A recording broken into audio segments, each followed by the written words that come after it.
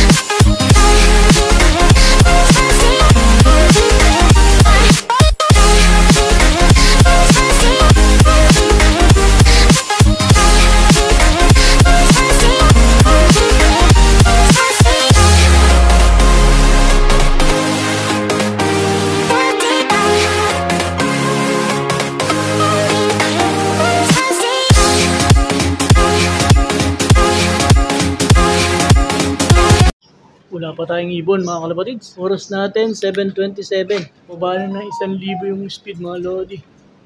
Nahirapan yung mga ibon natin. Sana wala lang na serga. Yung mga ibon natin sabay-sabay. So oras natin mga lodi 7:28. Nahirapan yung ibon natin mga lodi. 7:28 mga lodi. Yan mga lodi. Yan. Sabay-sabay sila. Pasok. Sabay-sabay din sila mga lods. Hindi lang natin alam kung ilan ang kulang natin. Pero marami sila mga lods. Parang almost 20 sila mga lods. Yan. Parang tignan natin mamaya pag nagsipasok kung ilan yung kulang natin. Let's go!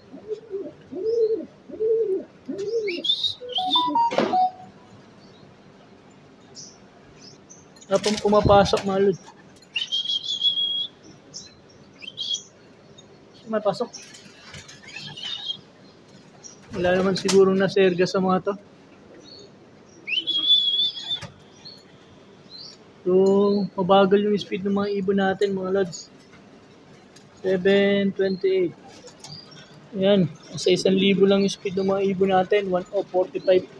So, hindi siya accurate mga kapatid kasi hindi ko naman kung exact 45 km lang, medyo pwedeng mas mababa o pwedeng mas malayo. Mga kapatid dyan. Ito yung mga ibon natin. Tingnan natin kung sino yung nawawala. Sila mga mawawala.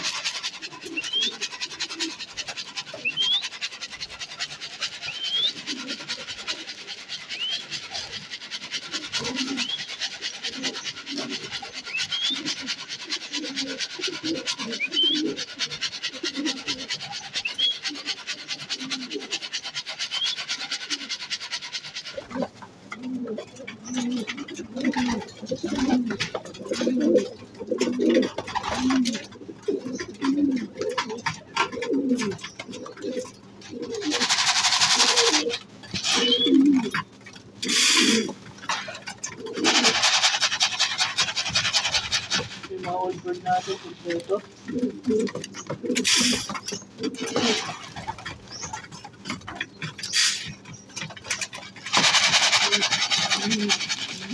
Tingin ko yung dalawang grizzle na naman yung mawawala sa atin. Kulang nakaraan. Ito sila na yung mawawala sa grupo natin ngayon.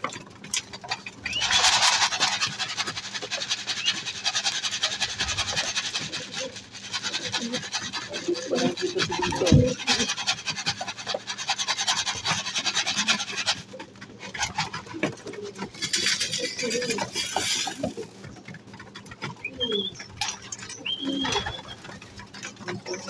Wala mga lods.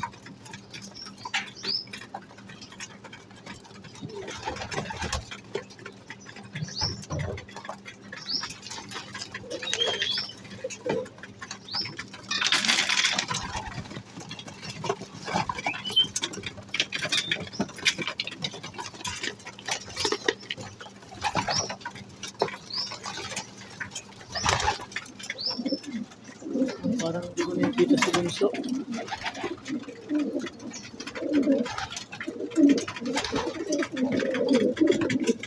Si Bunso. Dito pala si Bunso. State natin. Dito. Yung dalawang grizzle yung kulang natin. Yung nagkasakit. Tsaka yung magkapatid yun. Yung mag-nestmate yan. Yung kulang natin mga lads. So, update ko kayo mamaya kung makakauwi pa. Meron pa isa. Ayan, si Falcon. Yung napalcon natin. Ay, napalcon. Naserga natin. So, yung dalawang grizzle kulang natin. Update tayo, mga kagulong kalapatids yan. So, nakabalik isa natin grizzle. Yung pasyente natin nakaraan na naka-recover, yun yung hindi nakauwi ngayon. So, tapos yung isang blue bar ni Toldang, si Pique, the second. So, dalawa yung missing in action natin. Maaga pa naman, sana makauwi sila. Huwag lang sila maserga. Yan, ayos naman. Medyo stress lang yung ibon. Tubig-tubig yung ipot nila. So, may na-persistensya ng mga ibon natin, mga lods. Nandito na lang yung video natin. Update ko ay sa susunod kung makakauwi pa yung dalawa natin. Let's go! Bye!